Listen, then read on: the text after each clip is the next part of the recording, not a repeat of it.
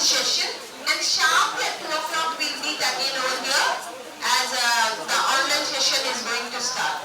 It is going to be streamed online. Mike Sanjay. Mike Sanjay. Yes.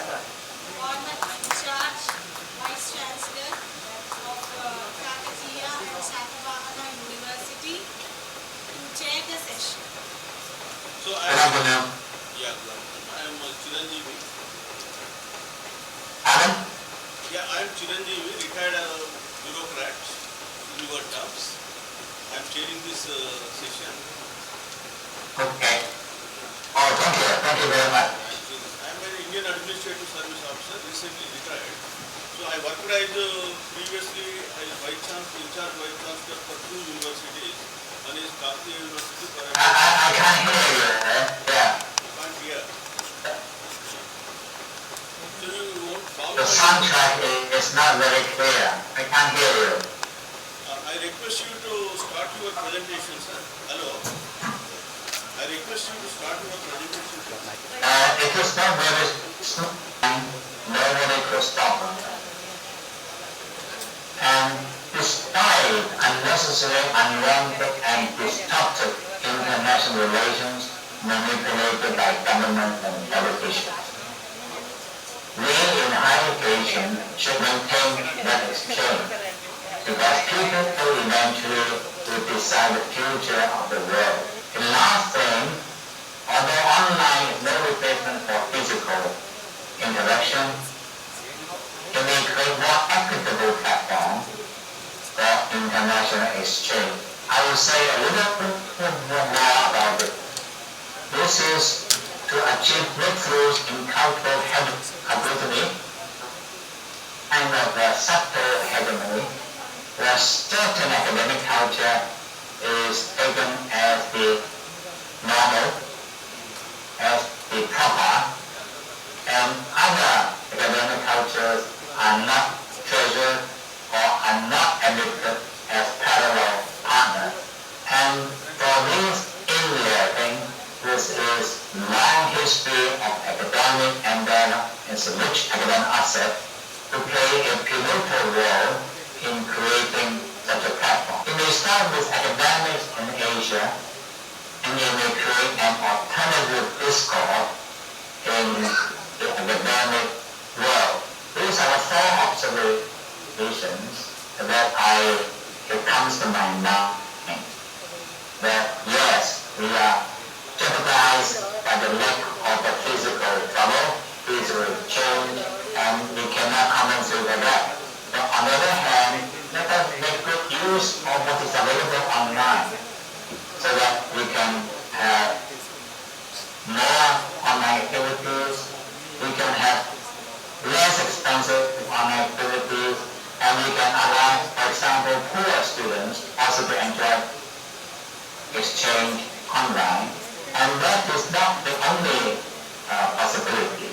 It's also for academics like us to exchange freely online despite the geopolitical tensions. And I would say it is also for developing countries and more developed academic countries like India, China, Japan to have a say to create an alternative discourse with academic. My general observation is what is past is obsolete. We cannot have to go back to what is before the pandemic because things have changed very much. However, what are yet to come are uncertain. If we are horrified by the uncertainty, then you can do nothing. Then you think that uncertainty means that a lot of things are yet to emerge, then there's a lot of opportunity for us. It is us to grab all this uncertainty and create our own opportunities. Now this is my short presentation, which is asked to do in 15 minutes. If you want to have question and answer, I'm ready to do it. So now I request Krishnamurthy, Assistant Professor of Telugu, Government Degree College, Sitapur Mandi for the presentation. All, respected chairperson and friends, I am Krishnamurthy from Government Degree College, Sitapur Mandi. My topic is India journey in the mainstream of global standard in higher education study. Before starting my line, I would like to remember a quote of Swami Vivekananda saying that the selection of relevant curriculum and creative teaching methods in higher education. Several ideas and theories were examined in order to support my study.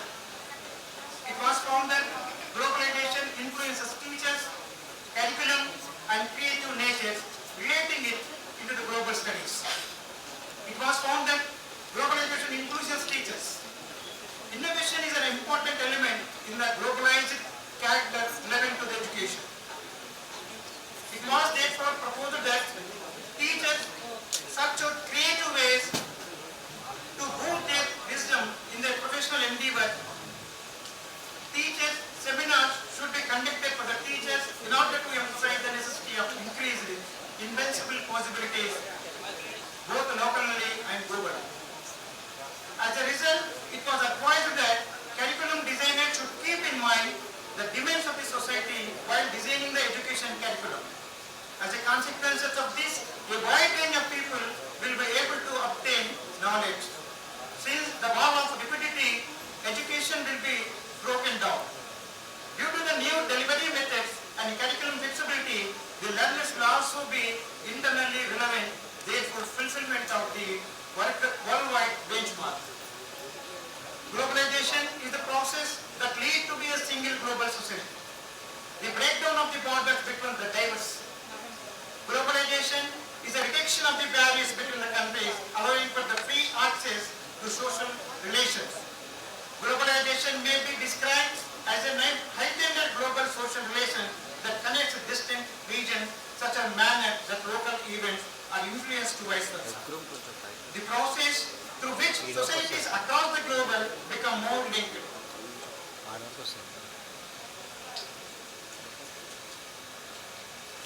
The political, economic and cultural and social events are more intertwined and have a greater influence in worldwide which is increasingly linked.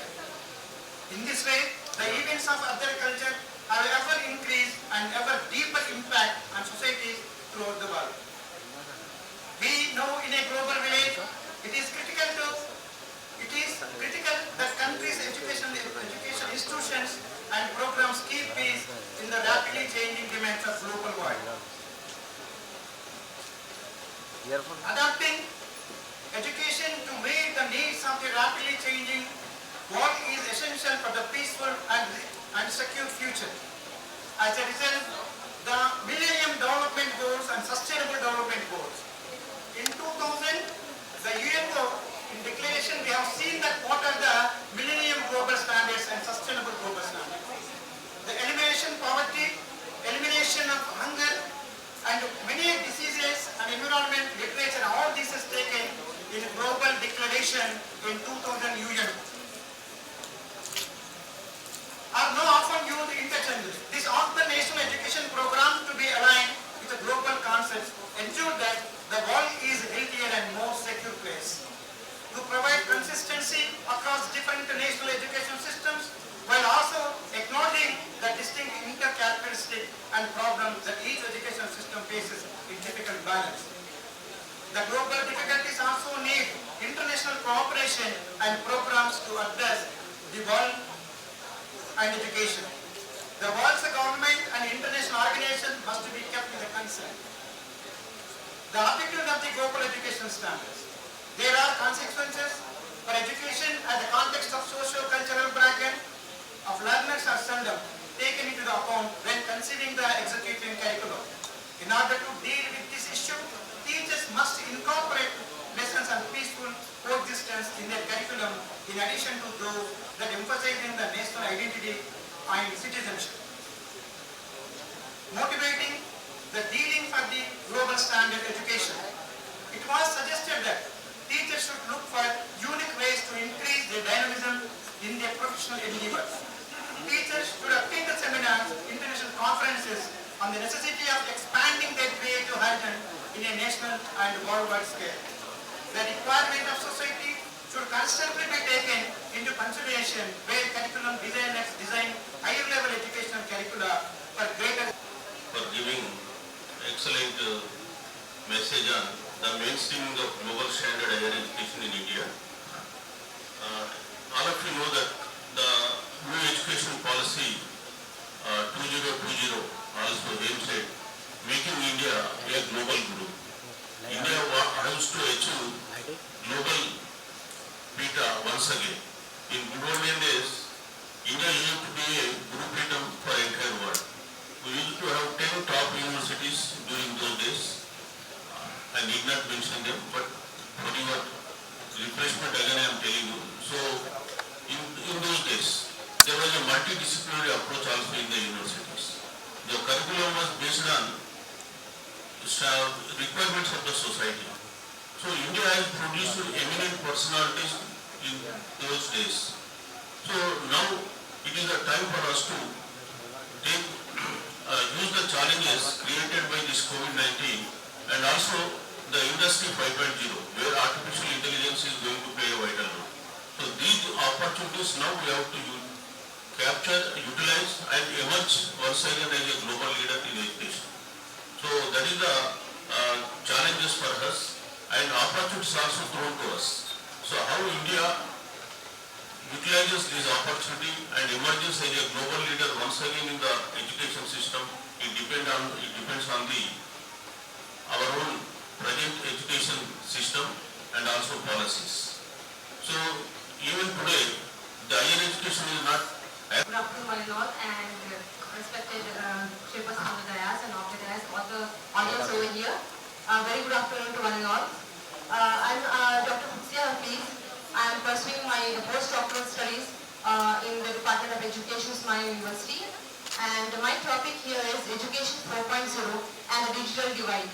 So, like Chairperson sir has already discussed that now it's the industry 5.0 and it's going to be all digitalized, and now people are moving on with the digital kind of systems and digital technology. So on this I'll be just trying to put up some throw light about the digital divide that is mostly there and prevalent in the society, especially with the rural and urban divide.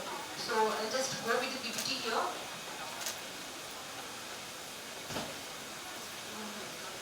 Okay, yes, so this is my abstract, and basically the National Education Policy 2020 has not only aimed for by 2040 to provide equitable access to the highest quality, but also it has tried to see that how extensive use of technology will be there, and it is one of the most fundamental principles to use that. Apart from that, there is a demand by the Industrial Revolution 4.0 to have education 4.0. And what will we require for the Industry 4.0 are the skills for the 21st century, and that are the communication, collaboration, critical thinking and problem solving, and creativity and innovation as one of the important skills. And next here, okay, before that,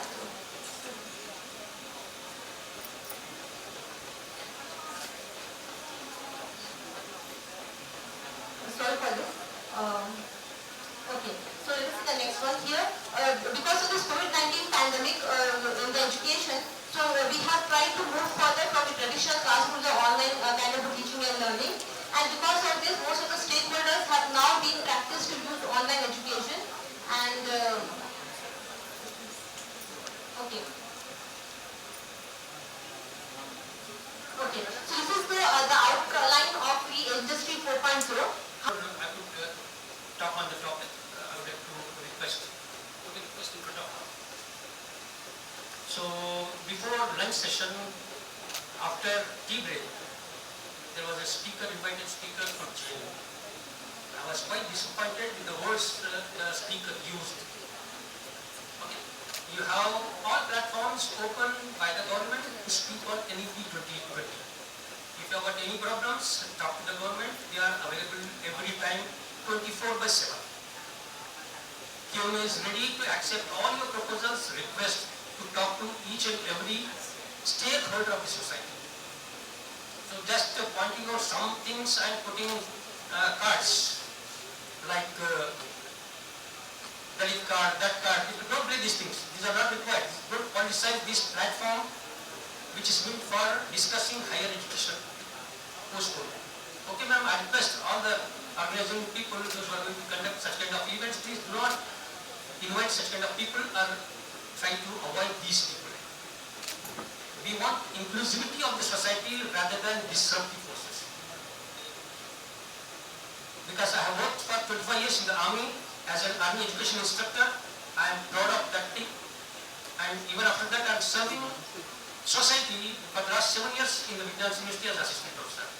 I train faculty members, I train teachers, I train MTech students, I train BTech students, BBA, BCA students to make sure that employability is achieved.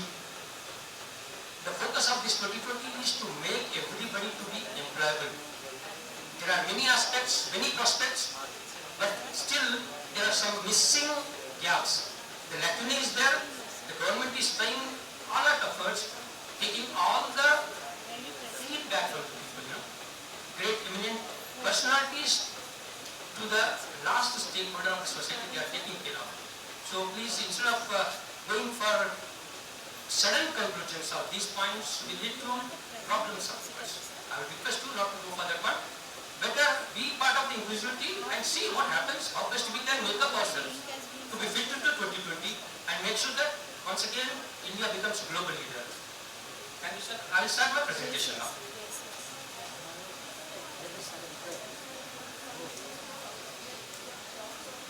So this is about curriculum design.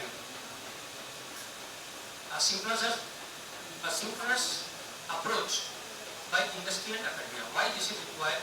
Because 2020 we are talking about, and it all requires this collaboration of industry, collaboration of academia, and the student should be brought up to that particular level, which industry is looking for. And in this presentation, I will begin with We all know that in India, higher education system has extensively grown and enrollment of the young students has increased. And this enrollment has increased so massively that in the coming years, 40% of our India's population is a younger generation. And all the developed economies are knowledge economies. They are driven by knowledge. So India is also growing. Indian economy is vibrant economy. It is growing. We need the human capital. So the policymakers, the educationists, the teachers, all the stakeholders, the parents, and even the NGOs, all have a responsibility to take our country forward. The NEP 2020, it is highly aspirational. We want to achieve 50% gross enrollment ratio in higher education by 2030. It is highly noble idea, very highly aspirational, but a very big task is before the policymakers, before the country. All the developed countries, they are knowledge economies. They are attracting a large number of international students. The developed countries, they are utilizing the human capital and producing resources. So even our country has to develop its human resources and grow in all the areas, in particularly the scientific and research organizations, institutions. They have the responsibility to render services for the benefit of the society and the world at large. So let us first discuss actually what is equity. Equity is just and fair inclusion, and when there is equity in education, each and every individual will be able to reach his full potential. Equity takes individual considerations, circumstances into consideration. So it is like, it is often referred to as leveling the playing ground in the classroom. The students may be different in their abilities, but they need resources to suit their needs for learning and achieve their goals. The UNESCO views that inclusion is the process which is concerned with the identification and removal of barriers of education and ensures the presence, participation and achievement of all the students and their diversity. The principle of inclusive education was adopted at the World Conference on Special Needs Education, Access and Quality, Salamanca Statement, Spain, 1994.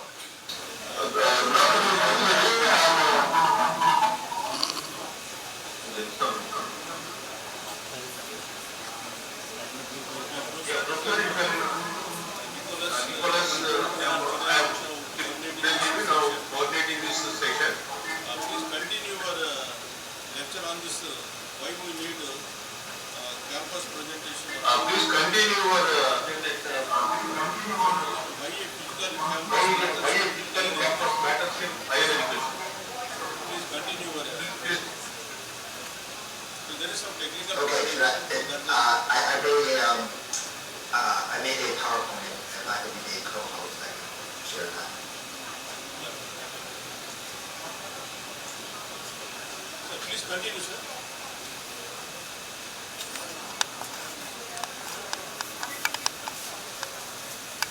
Hi, my screen is frozen. Okay, can you make me co-host? Okay, great. All right, hi everybody. So my name is Nicholas Cambio. I'm a professor of political science at Fordham University, and one of my research areas is higher education policy. And my training is as a political theorist and as a philosopher. And what I want to do is draw on some of my research in philosophy, and I've been reading about neuroscience, and I want to explain why a physical campus matters. What you're seeing all around the world is people making arguments, good arguments about why we should move to online education. That it's cheaper is the number one thing, that you can offer lots of people a good education for a low price. So the first argument is that it's cheaper. The second argument is that you can offer good quality through quality control. Sometimes their teachers do a bad job, and if you have one really good teacher, you can have them record lessons and teach lots of people. And the third reason that I've seen, and this isn't always said out loud, is that you can do political control. So if your party's in power, you can basically make sure that the students are all learning from the person in your political power. That all around the world, academics can be a problem for politicians. So one way for politicians, particularly academics, is to use online learning as a way to prevent them from saying things that can't be heard or followed from the central place. But I'm going to focus on the first two reasons. It's cheaper and it offers standardized quality. Those strike me as good reasons for online education, and I feel like I need to explain why it's really important, even after COVID, hopefully we're after COVID, why it's very important that we have physical campuses. So here's my argument. Yes, distance learning can offer high quality, low cost education to many, but so can books. Right? The notion of learning from somebody who's not there is as old as books. That whenever you read I've written a book, you can read my book, you can learn from me. I don't have to physically be there. And yet we still have universities, we still have colleges that books haven't replaced colleges and universities. Something important still happens in higher education that you can't get from reading a book. And my argument is that human beings have bodies, that when you do online learning, you're using your eyes. But, we have smells, we have hearing, we taste, we feel warm. When we laugh together, it's different than when we're laughing by ourselves. I read a very fascinating book by Scott Grafton, who's a neuroscientist at the University of California, Santa Barbara, and he's talking about all the complexities of physical intelligence. He's talking about all the different senses. I mean, there's so many more senses than we're aware of, and they all work together in very complicated ways. And so our whole bodies are involved in learning, and yet when we're doing digital learning, we're almost exclusively focused on the eyes. So why does a physical campus matter? I'll make several different arguments, and I'd love to hear your thoughts about these, if these are good arguments, what your perspective is in India. I obviously know the United States situation better than India. Well, my trips to India, I hope to go back, but for now, my example will be based on America. Why does a physical campus matter? First, to make friendships. Second, this leads to happiness. This leads to economic benefits, and these lead to political benefits. So there are many reasons why a physical campus matters. That if you don't have a physical campus, your educational experience is going to be much poorer than.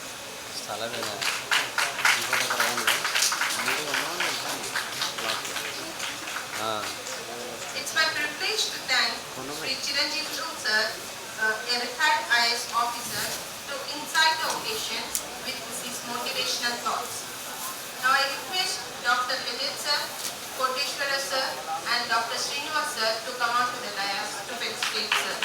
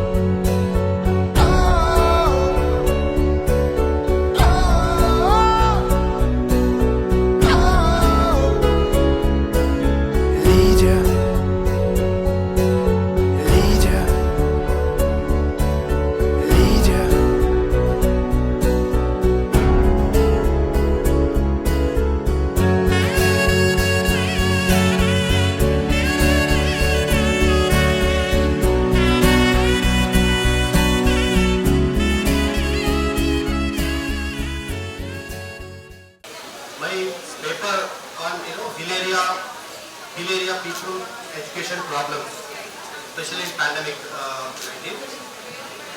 So India is a diverse country.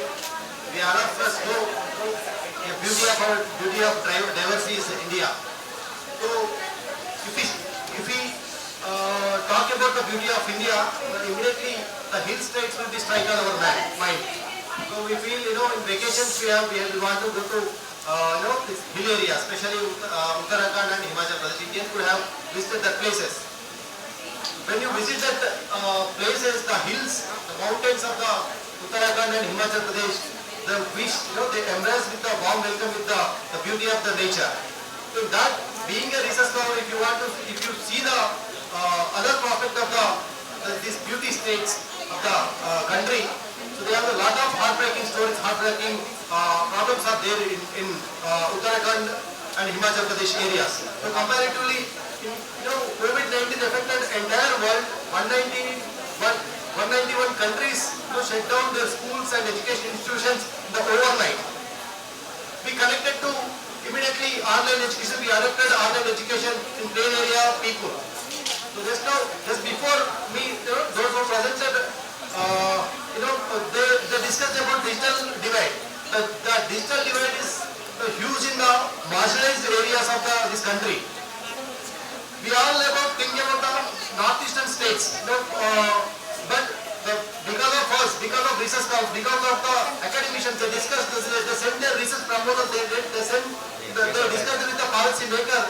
Because of their effect, because of their efforts, the northeastern states are developed. It's rapidly changing in northeast states, but we are ignoring these two states, Uttarakhand and Himachal Pradesh. When I visited Uttarakhand, very rural areas, Chamoli, Rudraprayag, Theri, these districts are, they don't have a single higher education institution in that districts. Almora and some place of the plain areas, they have some higher education institutions there. There is a huge problem. My paper will discuss. I focused on two areas. The present study aims to bring out the challenges faced by the hill area students in Uttarakhand and Himachal Pradesh due to the lack of higher education institutions in higher areas. The first section of the study focus on. Good afternoon, Manila. My theme for today's research paper is adoption of foreign policies and practices in promoting equality and inclusiveness in education. Abstract of my study is that the National Education Policy 2020 is the first education policy of 21st century that aims to address many growing developmental imperatives of our country. This policy proposes the revision and revamping of all the aspects of education structure, including regulation and governance, to create a new system that is aligned with aspirational goals of 21st century education, including SDG 4, while building India's traditions and value systems. In this paper, I would like to address and discuss about adoption of various foreign policies or practices in order to achieve equality and inclusiveness in education, thereby developing an egalitarian society, creating alma maters to attend learning outcomes related to all curricular areas. So here basically I have noted a few keywords for the session. First one is the COVID-19, the second is inclusive education, equality in education, marginalized groups, SDG 4 goal, what is a policy, national policy, and egalitarian society, which was discussed earlier by the previous scholars over here. Moving further, I'd like to give the introduction of my topic, revealing about the impact of COVID-19 on higher education. COVID-19 outbreak has caused a downward spiral not only in the world economy, but it has also caused a huge impact on higher education system. The sudden closure of campuses as social distancing measure to prevent community transmission has shifted face-to-face classes to virtual classroom, and thereby the pandemic has exposed the shortcomings of the current higher education system and need for more training of educators in digital technology to adapt rapidly changing education climate of the world. Now, moving towards the drawback of this online education is internet bandwidth is relatively low when compared with the lesser access points and areas which are like tribal areas and tribal communities where we don't find access towards internet. Thereby it becomes a challenge to provide education for such deprived communities.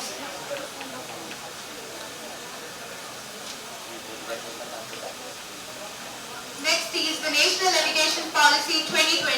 If you look around the history of the policies of education, the life cycle of national education policies can be drawn back from 1968. And according to NPE 1968, the government of India resolves to promote free and compulsory education for the development of students. The focus of NEP 1986 was primarily on ensuring universal access to and providing quality education to the worldwide base of learners from different categories of marginalization. In context with equalization and inclusivity, the NEP 2020, the final education policy which was developed 34 years after, has drawn much attention towards the theme of inclusive and equitable education. The statement of my problem is as follows: adoption of foreign policies and practices in promoting equality and inclusiveness in the... Good afternoon, respected Chairman Ma'am and other dignitaries and the audience. I would like to speak on the research paper written by me, that is Union Industry and Government Partnership. I would like to quote the great thinker, Sir. I would like to quote the great thinker, Sir Francis Bacon, as he said that knowledge is power, and knowledge has to be discharged. In the long term, a knowledgeable society with skills and necessary thinking abilities can excel and help in the development of the nation overall. My research paper aims at providing ways or approaches that can be used by the government to establish a government and private partnership so that the reach or output of education increases, so that education can be given to even the most downtrodden portions of the society. Now, most of us have been taught during our education that the primary sector, the farming sector of the society, it is the main sector of the society as it influences the other two sectors, that are industry and service sector. But I would like to correct the point, or maybe add up to it, saying that it can also be the education sector, as education sector, as I said in the research paper, changes the human resource into human capital. The human capital of a nation is always important. It is of penultimate importance, as the human capital is what drives the wheels, and it's the hands that grow crops rather than the land. It's always the man and not the machine, as many of us have been speaking of until now.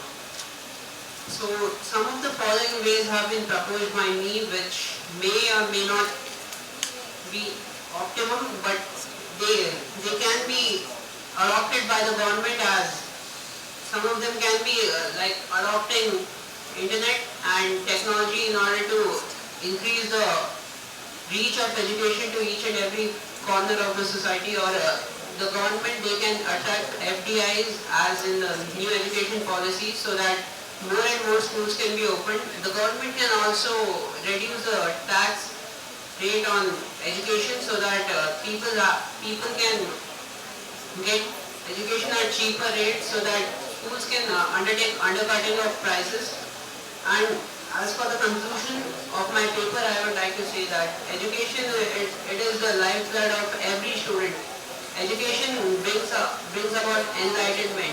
An educated person is an important person for the society, as he can and only he can bring change in the society overall. It has been said by great thinkers like Chanakya and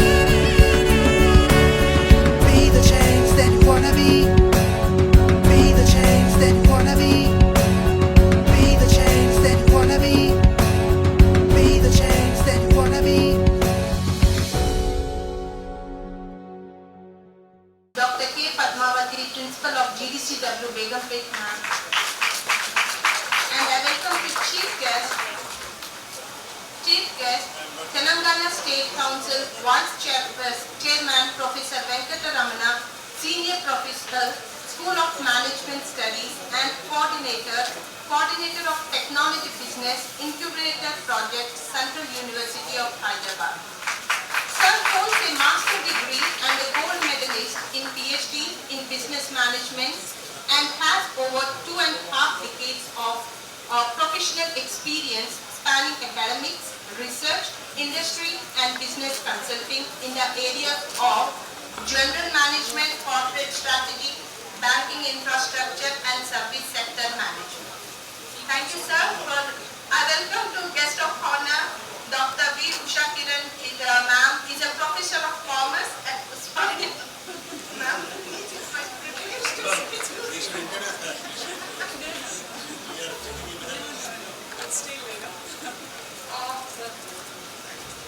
And I request coordinator of the program, Dr. Kamala ma'am, to come and occupy the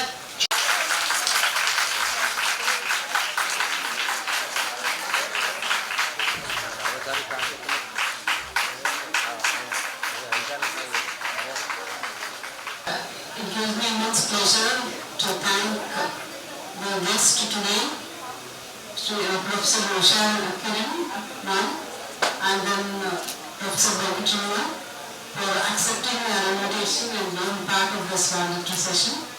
Now I request the coordinator for this program to give a brief about the program that took place in the last 2 days. Kamala. Good evening everyone. Dignitaries on the dais and off the dais, on behalf of the Department of Political Science, Government Degree College, begumpet. The destination, I think, reached to an end. So we have actually for these sessions, we have received almost 168 papers and we have conducted online presentations also.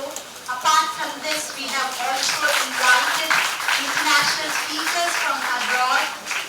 Yes, of course, there were some technical problems yesterday, but today I think it was successful in reaching our destination. Thank you. Thank you. Thank you. Now I request Professor Usha Kiran ma'am to please speak on this occasion.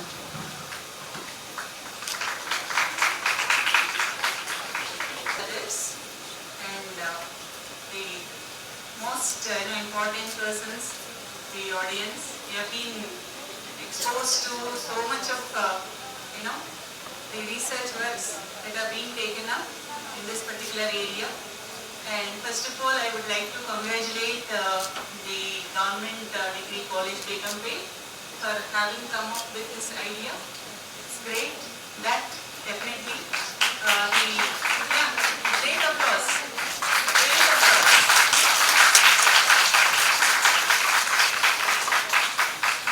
And yesterday morning I was here and I was just wondering, this begumpet Women's College, doing this kind of arrangements and all. We were just, surprised and we felt where there is, women, there is something like most colorful. Really. So the entire ICSSR, SRC, it got color. And that too after so many years, I can tell. Because the last 2 years we haven't conducted any program. I think this is the first program with so much of pomp and show. So I really appreciate you for that, for bringing so much, focus of this auditorium and also, being so colorful.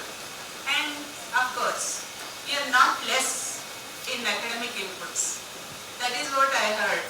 So just now, Kamala was sharing that so many papers and many international speakers. And I have seen yesterday's morning session. It was wonderful. So I am not just telling for the sake of appreciating, but you should do all such programs hereafter like this only. It should be a benchmark. So maybe you have got some youngsters here. Young take this as a benchmark and see like how efforts are being put up into such a show and such academic oriented program. So all of you should emulate this kind of exercise that has gone into conducting this particular program. And coming to the post-COVID, the higher education, mostly all the sessions they might have focused on various dimensions, and to my mind, whatever I feel I experienced, I would like to share. So for me, it was something like an experience, a great experience, because earlier we were not used to this kind of online teaching. And all of a sudden, people ask, okay, you go into online teaching and start teaching your students. The first thing is how to assemble the students. So somehow we created a WhatsApp group and we posted message that all of you should be there. And to our surprise, we thought that we are going into their house through this, isn't it? So, but students were reluctant and they were not really there. Then we inquired, what happened to you?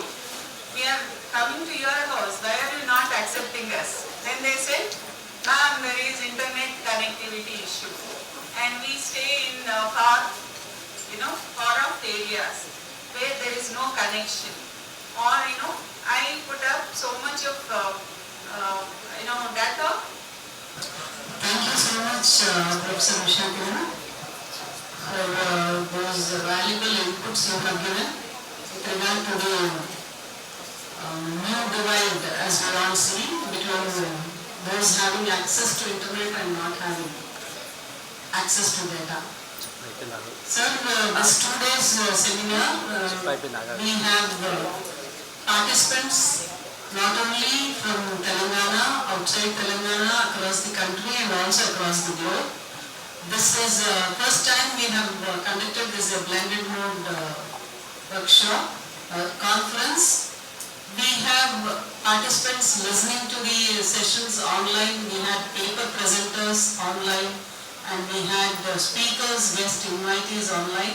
At the same time, we were also having invited talks offline, paper presentation offline, and then participation also offline.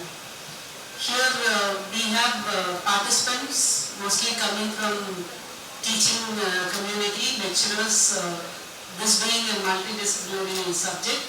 We have teachers from almost all the subjects, and we have research scholars participating in this, and we also have so many undergraduate students participating in this international conference.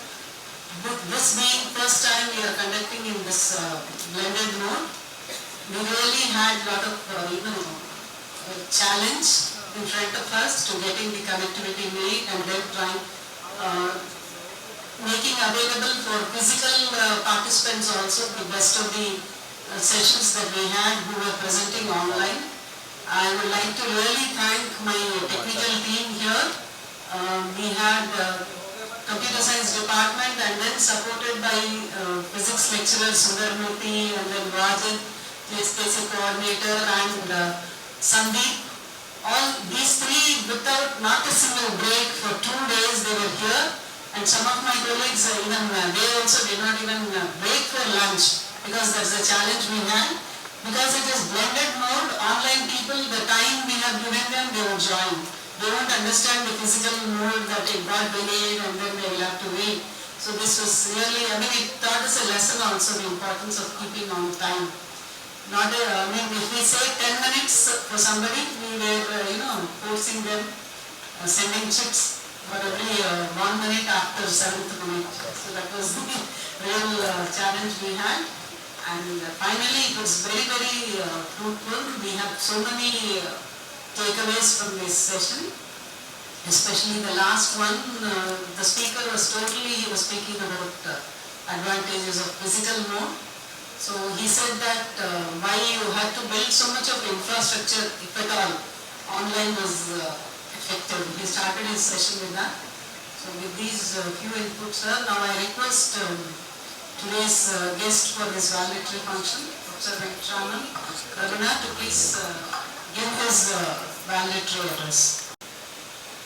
I am reminded of my student days as well as days as an early faculty member at the university, Usmania University. I taught here between 92 to 99 at the Business Management Department. One of my first seminar I did was in ICSSR, and I still remember the room because when I entered, the driver was telling, "Sir, Upadhyana," I said, "I know this very well, like the back of my palm." Okay, so Usmania is no new thing to me. I have worked here, I have studied here, I have done my doctorate. But as things would have it, many years back I went back to University of Hyderabad, and from there my journey began as a professor, as a dean, as an executive council member, then as a board of directors of two large board banks. Then in 2017, the government of Telangana invited me to join as the vice chairperson of the State Council of Higher Education, primarily to bring in a new lease of thinking. Both me and Professor Limbadri joined, and we were trying to bring in some kind of a new thought process into the stream of higher education in general, and of course in management of higher education in particular. Having said that, I think the theme was very important when Professor Dr. Padmavati and all our team approached us immediately. In fact, I should not say we are only a small part of this conference by way of small financial support to the conference, like we do to many other institutions. In fact, I was just reading yesterday our annual report, and I realized almost 75 to 80 lakhs we have given as financial support, and it might go to 1 crore next year. I am not making a promise, but the fact is that today the biggest hurdle for organizing conference is not finance. Can somebody tell me what it is? Participation, fine. Enthusiasm, management, involvement, dedication, which I find in your team here. So let us put our hands together. In fact, for us, participation in these conferences did not stop, both before pandemic, between pandemic, and after pandemic. Even during pandemic, we were working full blast, full stream, but it helped us to streamline our activities. I will talk about the broad themes which most of you must have talked already. Professor Gopal, my senior, my mentor, my colleague, my critic, already spoke here. So I know what the thought process of many speakers from that kind of a viewpoint, because when I was the Dean of the School of Management Studies, Professor Gopal was in the Political Science Department. And always he used to say that management is a very elitist subject. So one day I took him to my school and I showed him all the classrooms, my laboratories, and at the end he got convinced and said, yes, what is required is good management of higher education. I am not going to criticize you from now. So that is the thing which we are talking about today. Today, as we are stepping into the new era of national education policy, what all has been focused till now is pedagogy will change, certainly. Quality will have to improve. Impact will be felt, already being felt. Emerging trends we are seeing, as I am speaking, there are emerging trends in the educational system, and of course, universalization of higher education. I will talk about each one of them in 1 minute and then come back to what my main theme is. Today morning we had Secretary DST. In fact, why I was delayed was that we had a meeting with all the vice chancellors in the city, where the Secretary of the Department of Science and Technology was himself from Usmania. We had a long meeting, and just till now, the issue is not about funding. Again, I am saying, even the Secretary DST was saying, it is about having passionate people to conduct research. So I will not talk about pedagogy. Many years back, I had a professor, I had my own teaching. I was very fortunate to go to a good school, good teachers, probably good encouragement, good guide, so that today I am standing before you. The pedagogy was, in the sense, the mode of delivery was single, monologue, no dialogue. 180 minutes my professor would teach. I should listen to him or her attentively.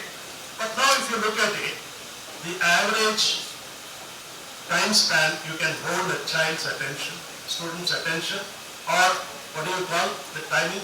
It's come down from 1.5 hours, 1 hour to 40 minutes. Somebody is saying hardly 12 minutes. So how do you mix your offerings? As a teacher, we have many offerings. We have the smile to encourage somebody. We have we have become sometimes very angry because the student is not delivering.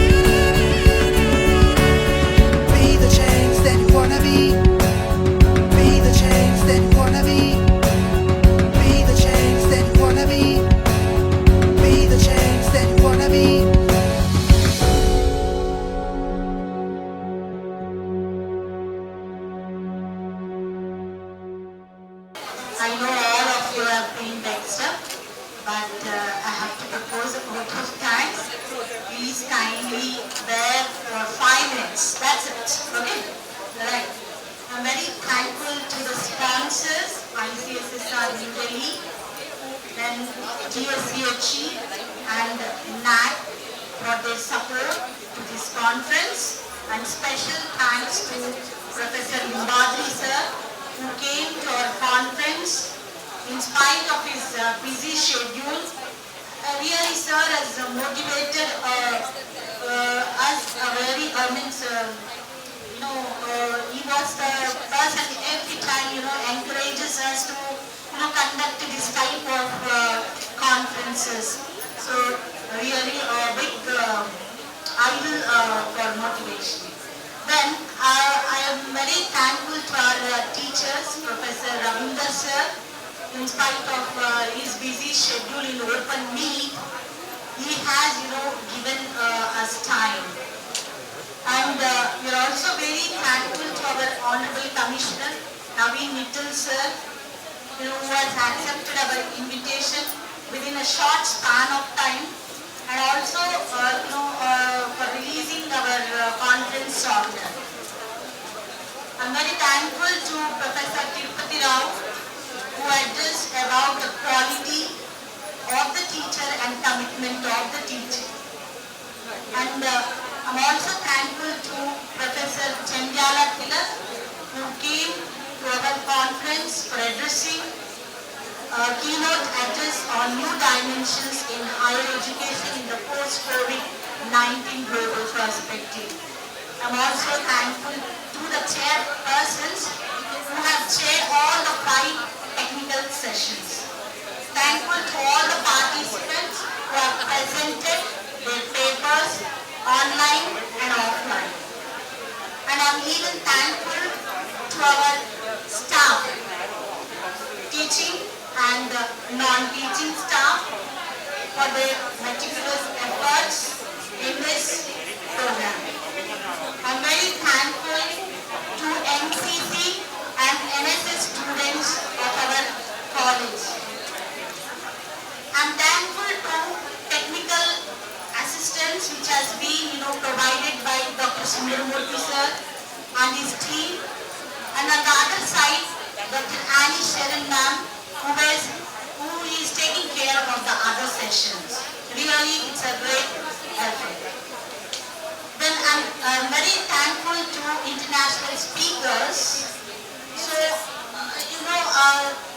I can say that if possible, in the future, even I'm preparing to, invite to our country those international speakers, Professor Willing Hems, Professor Kai Ming Cheng, and Professor Nicholas Tampio from USA.